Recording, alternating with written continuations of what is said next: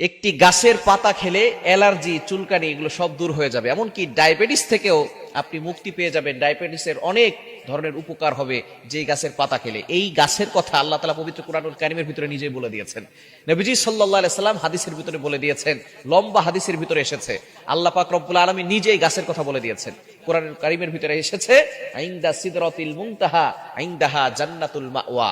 আইন্দা সিদরাতিল মুনতাহা, এটা হচ্ছে সিদরাতুল মুনতাহা, অর্থাৎ একেবারে শেষ প্রান্ত। 7 আসমানের পর একটা জায়গা আছে, যে জায়গার নাম হচ্ছে সিদরাতুল মুনতাহা। সেখানে একটা গাছ আছে, সেই গাছের নাম হচ্ছে বড়ই গাছ। বাস, গাছের নামটা কি? বড়ই গাছ। এই বড়ই গাছের ভিতরে অনেক শেফা রয়েছে। আল্লাহ তাআলার সৃষ্টির ভিতরে যে এত শেফা রয়েছে, আপনি জানলে অবাক হয়ে যাবেন।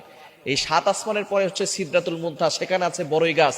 এই বড়ই গাছের ব্যাপারে নবীজি সাল্লাল্লাহু আলাইহি সাল্লাম জানিয়ে দিয়েছেন, বড়ই গাছের পাতা দিয়ে কিন্তু যখন মানুষ মারা যায়, তখন বড়ই গাছের পাতা এটা দিয়ে গরম পানিতে দিয়ে তারপরে মানুষকে গোসল করানো হয়। এটা আমরা অনেকেই জানি। 1500 বছর আগে নবীজি সাল্লাল্লাহু আলাইহি সাল্লাম এটা আমাদেরকে জানিয়ে দিয়েছেন। এখন অনেকের ভিতরে প্রশ্ন, অনেক ভিআইপি সাবান আছে, এই সাবান দিয়ে কেন গোসল করানো হয় না? এই বড়ই পাতা দিয়ে কেন গোসল করানো হয়? 1500 বছর আগে নবীজি সাল্লাল্লাহু আলাইহি সাল্লাম এই বড়ই পাতা দিয়ে, বড়ই গাছের যেই পাতা রয়েছে সেই পাতা দিয়ে গোসল করাতে কেন বলেছেন? বর্তমান বিজ্ঞান এটা নিয়ে গবেষণা করেছে। গবেষণা করার পরে দেখে, যখন গরম পানির ভিতরে বড়ই গাছের পাতা ছেড়ে দেওয়া হয়, সাথে সাথে সেই পানিটা এমন ভাবে বিশুদ্ধ পানি হয়, অন্য কোনো ভাবে এই পানি বিশুদ্ধ হওয়া সম্ভব নয়, যেভাবে বড়ই গাছের পাতা দিয়ে হয়। সুবহানাল্লাহ বিহামদি। বিজ্ঞান অবাক হয়ে গিয়েছে গবেষণা করতে করতে। 1500 বছর আগে কোনো টেকনোলজি ছিল না, সায়েন্স ছিল না, কোনো ল্যাবরেটরি ছিল না।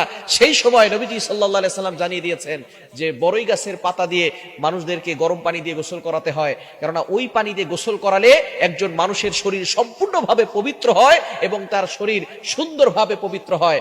বিজ্ঞান এটাকে গবেষণা করার পরে দেখতে পারলো মুহাম্মদ সাল্লাল্লাহু আলাইহি ওয়াসাল্লাম যে কথা বলেছেন সেটা সত্য।